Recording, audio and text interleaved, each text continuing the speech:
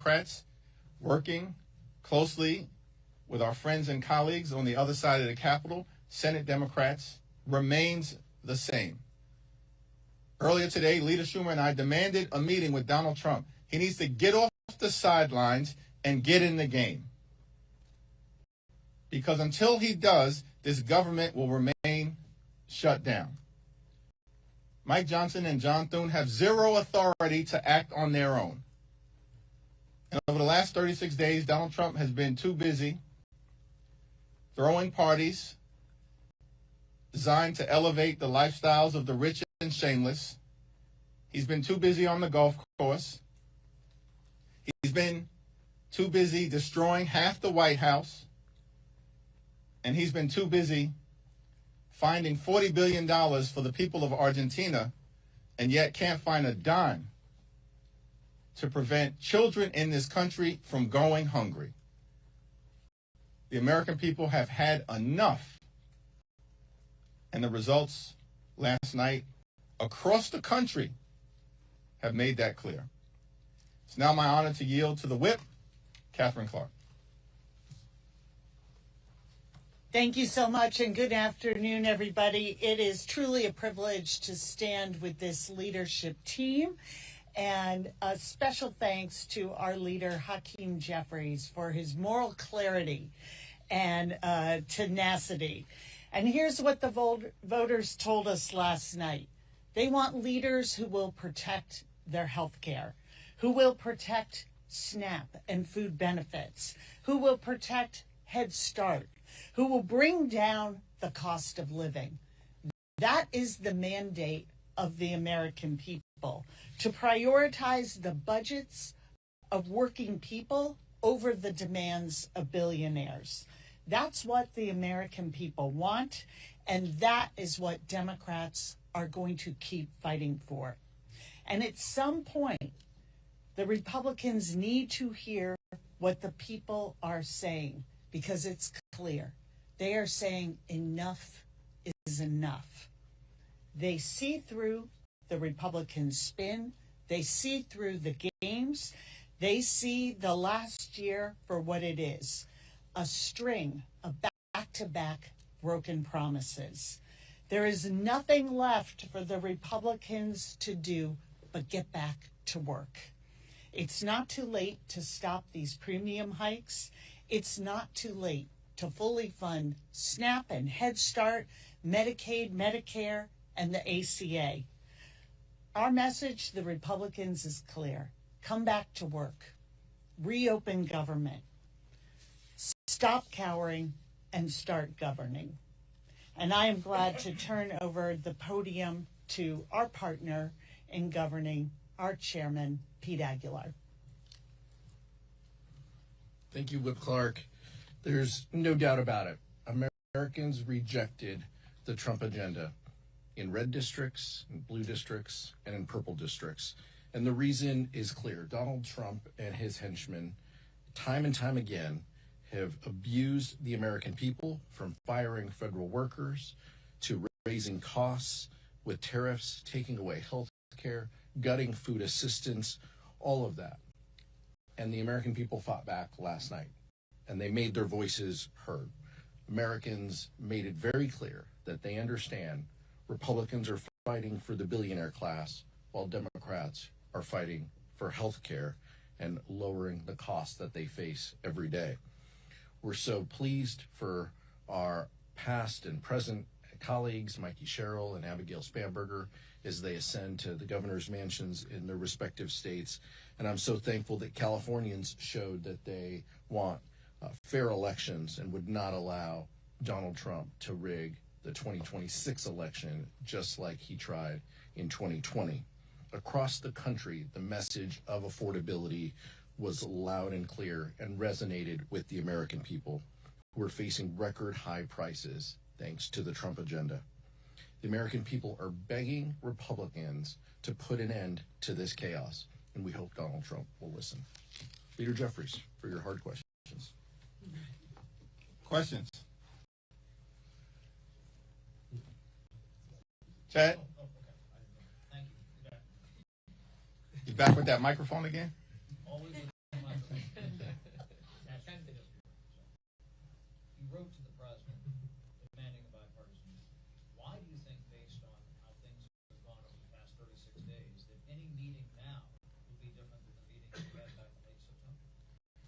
Well, that's a good question because we've seen nothing but irresponsible behavior from Donald Trump subsequent to the meeting that we demanded then, that he reluctantly agreed to.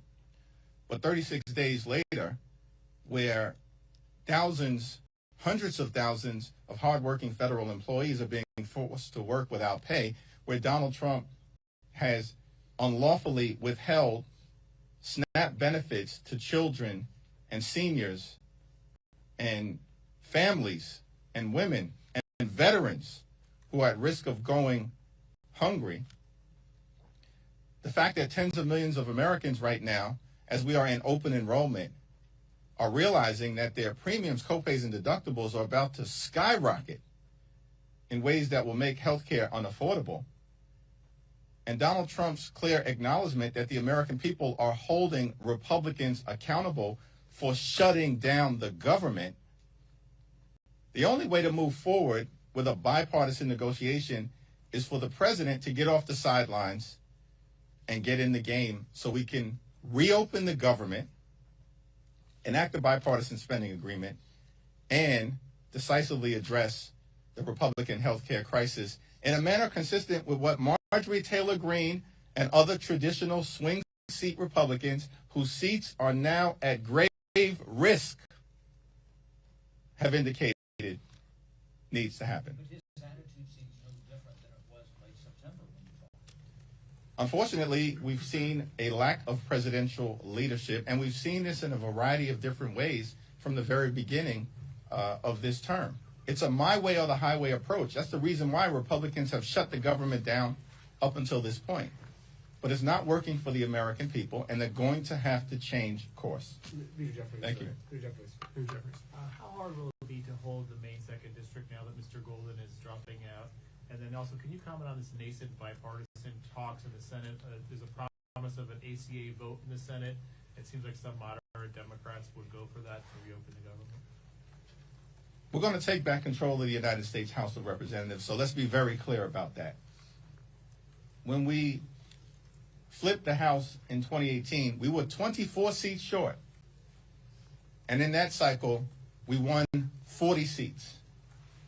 24 seats short, and we won 40 seats.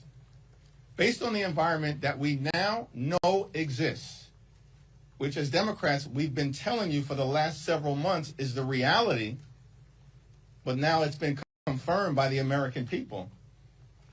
And House Democrats being only 3 seats short.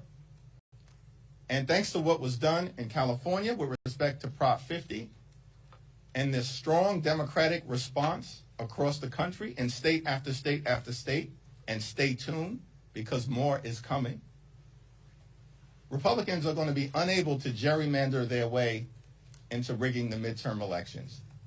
That scheme is over, buried, dead in the ground. And so we're going to take back control of the House and fight for every inch of territory.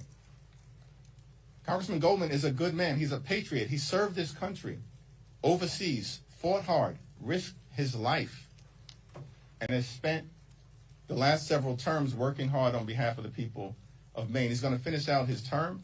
He will be missed, and we're going to hold that seat. Let me also yield to Susan Del Bene. I just will reiterate what the leader said. I commend Jared for his incredible service to the people of Maine and to our country as a Marine, as a state legislator, as a member of Congress. It is a hard job on his family, and so I wish him the best and his ongoing and will continue to have the honor of working with them for the rest of this term. But we absolutely intend to keep that seat. Leader Jeffries. Part 2 of my question that was on the Hold on, what was part 2? bipartisan talks in the Senate in exchange for a vote on the ACA subsidies. Some senators are saying they may be willing to vote for a CR. What's your thoughts on that? Our view remains the same, that we will consider in good faith anything that emerges from the Senate, as long as it's bipartisan, that reopens the government. It has to decisively address the Republican health care crisis. We'll evaluate it on the merits. We remain in close communication with our Senate colleagues from Leader Schumer on down. Leader Jeffries. last night in New York, Zoran Mamdani made no apologies about being a democratic socialist. Are you personally really comfortable with having a socialist running your city? Zoran Mamdani is the mayor-elect of the city of New York, and it's incumbent upon everyone to make sure that he's successful. Leader Jeffries. Leader Jeffries. Second row. I want to ask about the Venezuela briefing today. Do you feel like you received a sufficient briefing from the administration, or do you need more information? More information. Thank you, Mr. Leader. I want to go back to the letter that you and Leader Schumer sent to the president demanding a meeting. Soon after that letter was sent, he told Senate Republicans again to nuke the filibuster. Does that give you, any indication that he is interested in bipartisanship if he's telling Senate Republicans after you and Leader Schumer demanded a meeting to try to find a bipartisan solution that he is in fact interested in bipartisanship? Donald Trump continues to own this shutdown. Effectively, he's saying that Republicans shut down the government and have the power to reopen it, but they are refusing to do so because they want to continue to gut the health care of the American people. And these extremists have zero interest in lowering the high cost of living. They learned nothing, apparently, from being shellacked all across the country. Anyone else want to jump in? Okay.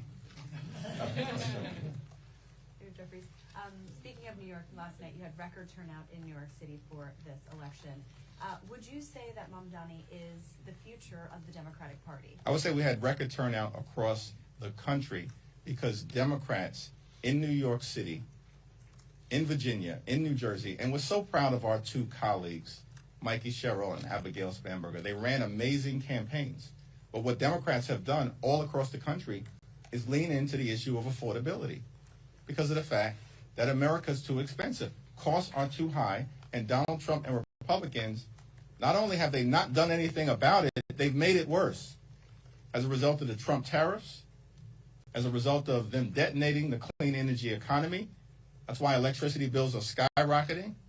And now, of course, they're forcing these dramatically increased health care premiums to be visited upon the American people. And just what are some things from the Venezuela briefing that you did not hear that you would like to hear? One, we need a full congressional briefing. One of the reasons why we haven't had one is because Mike Johnson and House Republicans have literally been on a taxpayer-funded vacation for the last 6 weeks. This is extraordinary. Mike Johnson has castrated his own majority. They are running scared. They have nothing to say. They're on the sidelines. There's no health care plan. They have no interest in lowering the high cost of living. And, of course, they continue to run this pedophile protection program, which is why they have not sworn in Representative-elect Adelita Grijalva, which is egregious that this has gone on now for 6 weeks. Can I say something about Venezuela? Yeah. I represent the district with the most Venezuelans in the country. I have not been briefed, and I'm glad that at least the administration briefed some of our leadership. But let's be very clear. This administration lifted sanctions on Maduro, is allowing his regime to be enriched by oil profits, allowing money to flow into the coffers of oil companies, and at the same time engaging in extrajudicial killings with no evidence, short-circuiting what our normal process would be to ensure that you could have witnesses, if you arrest them, who can point you to the top of the food chain when it comes to the drug cartels. And so, and now on top of that, he is allowing those oil profits to flow into Maduro so that he can deport the 600,000 Venezuelans that are here who had TPS that he yanked from them, in spite of the fact that he is still calling Maduro the head of a narco-terrorist regime. How can you justify sending 600,000 people back to a narco-terrorist regime and suggest that safety there has improved? He's a hypocrite. He could care less about Venezuelans or any other Hispanic community, which is why, with the ICE roundups that have taken place for months, you saw huge shifts yesterday in Hispanic communities' voter turnout, flipping from leaning towards Trump to leaning towards Democratic candidates. Thank you, Mr. Leader. You were talking about Mamdani and the support that he needs to be successful. What does he need to do in order to be considered a success for Democrats? Well, this is about the city of New York. Everybody who finds themselves in a position of significance needs to govern in a manner that improves the quality of life of the people that they're privileged to represent on issues related to affordability and public safety being right at the top of the list. Leader Jeffries, thank you. Several Republicans today have suggested that as a result of the election results last night, Democrats might feel emboldened and maybe less willing to work in a bipartisan way to end the shutdown. Your response to that? We've continued to make the point, and I want to yield to Catherine and Pete and acknowledge that Stephen Horsford has joined us as well. We continue to make the point that we want to sit down with our colleagues on the other side of the aisle, are willing to do it anytime, any place. What are they afraid of? Why are they continuing to be in hiding, unwilling to engage, after being repudiated all across the country? And yet the first thing that Leader Schumer and I did earlier today was to say to President Trump, we're willing to sit down, find a bipartisan path forward, reopen the government, decisively deal with the Republican health care crisis, and actually address the issues of importance to the American people.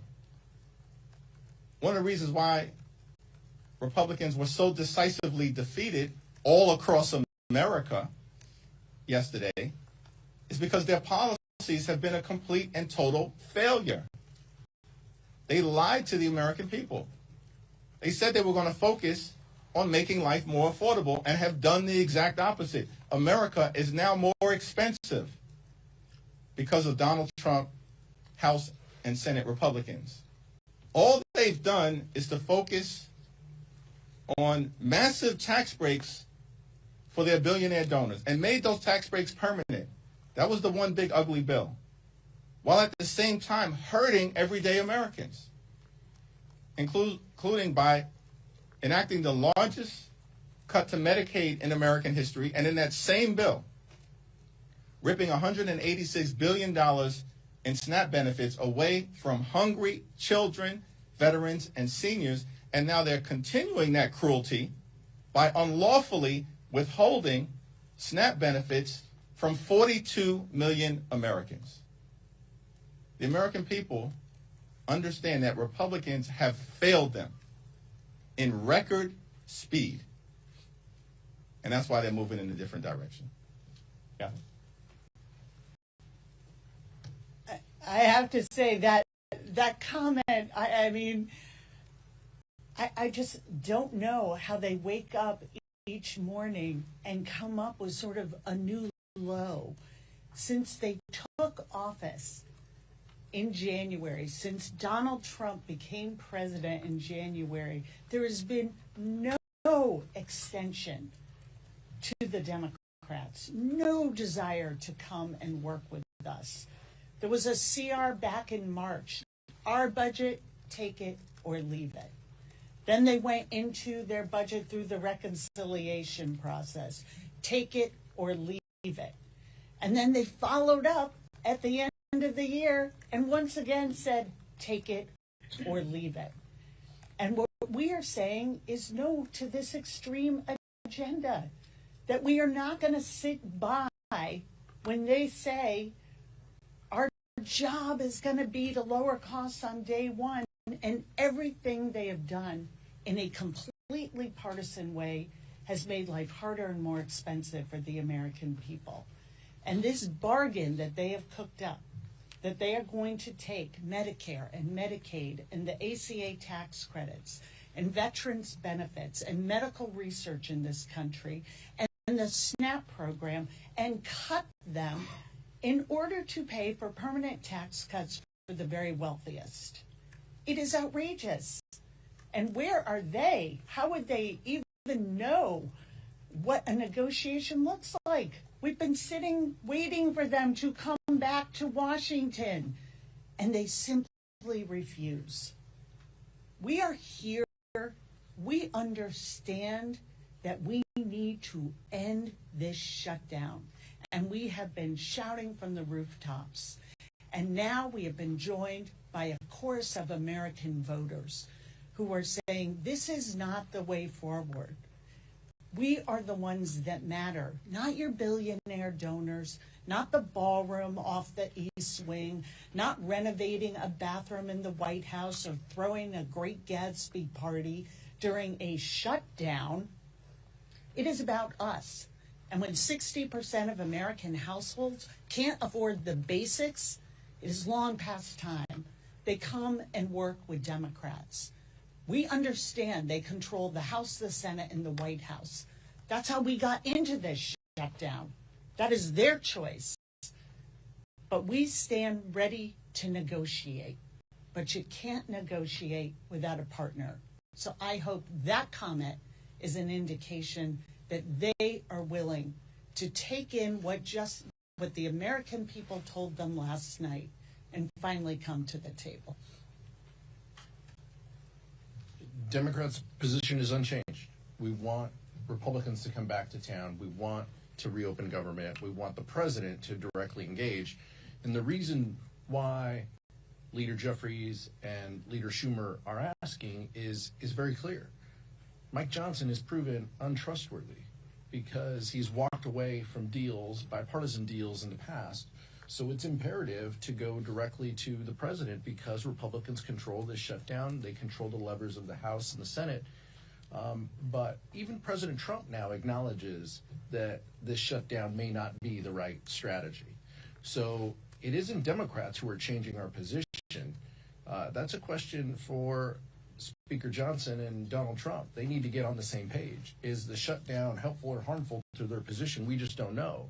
But it's clear that the president believes that the shutdown played a role in their electoral losses last evening.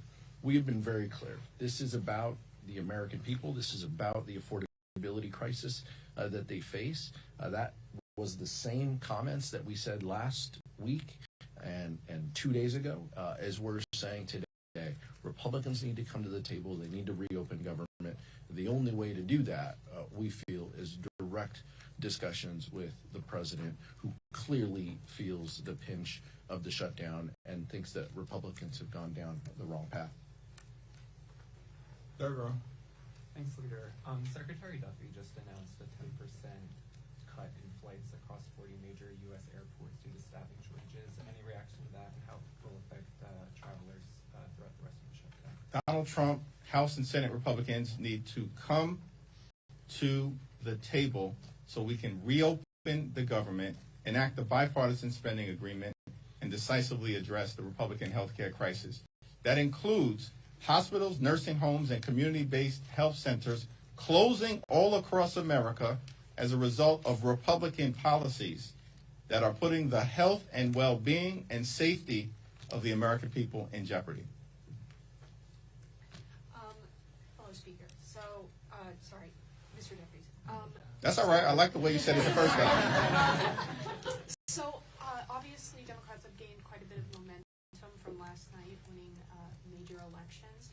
How do you carry that momentum even as the shutdown continues and people continue to be hurt by it? Well, we are laser focused on reopening the government, on finding a bipartisan path forward, and addressing the issues that the American people have clearly indicated they want addressed, such as lowering the high cost of living and fixing our broken healthcare system, while delivering a country that actually puts working class Americans, middle class Americans, and everyday Americans first, as distinguished from what Republicans have done, which is to prioritize solely their big donors, the wealthy, the well-off, and the well-connected. I don't know, Stephen, if you want to jump in, or Lauren. We're in a spread the love kind of mood today. Well, I would just say it's really clear to me that the results of the election yesterday prove that Donald Trump's agenda is broadly unpopular. His approval numbers show that he's incredibly weak. He's lost. You know, where I'm from, we call that a loser. Democrats, Team Blue, won. And we are here inviting the president to come back to the negotiating table. I think that that's something that the American people would broadly support. It's certainly a winning position, and we're very excited for the midterm elections next November. So, I'll just add that what Leader Jeffries has really helped to ensure that the House Democratic Caucus stays focused on are the people that we serve. Not the politics of Washington or the partisanships of the fight here in Congress, but the real life impact of the reckless way that the Republicans have approached this healthcare crisis that we warned them about from the beginning of this year when they were pushing forward on their big ugly bill to give tax breaks to the very wealthy. We warned them then that they were providing no relief to middle-class families in order to keep their health care. We warned them that when they cut $168 billion out of the nutrition assistance program, that it was going to come back to bite them, because it's not just the beneficiaries of SNAP, but it's the local grocery stores who are now losing the economic impact of those dollars. And all the while, this administration has shown us that this has been their plan all along. Cruelty is their plan. And that is their approach. Leader Jeffries has a different approach, and that's one centered on the people and making sure that we stay focused on what it is we're fighting for, and it's the American people and their ability to afford their health care, their groceries, and the ability to get ahead and not to fall behind. Second row. Earlier you talked about how tying Jay Jones to Abiel Spanberg wasn't a winning strategy for Republicans. Now they're trying to do it with Mamdani. Why is that not a winning strategy for Republicans? We're going to continue to stay focused on the issues that are of importance to the American people, putting the affordability crisis first, driving down the high cost of living, addressing the growing inflation that Donald Trump and Republican policies, including through the tariffs, have brought to everyday Americans, and of course addressing the healthcare crisis, which is an American crisis. It's not a political issue for us, it's an American crisis. And we're seeing that all across the country. In fact, the 5 states that will be most impacted as a result of the Republican failure to extend the Affordable Care Act tax credits are West Virginia, Wyoming, Alaska, Tennessee, and Mississippi. 45%, a strong plurality of the people who are adversely impacted throughout America by dramatically increased premiums because of the Republican refusal to extend the Affordable Care Act tax credits are registered Republicans. This is not a partisan fight for us. It's a patriotic fight on behalf of the American people. Thank you all.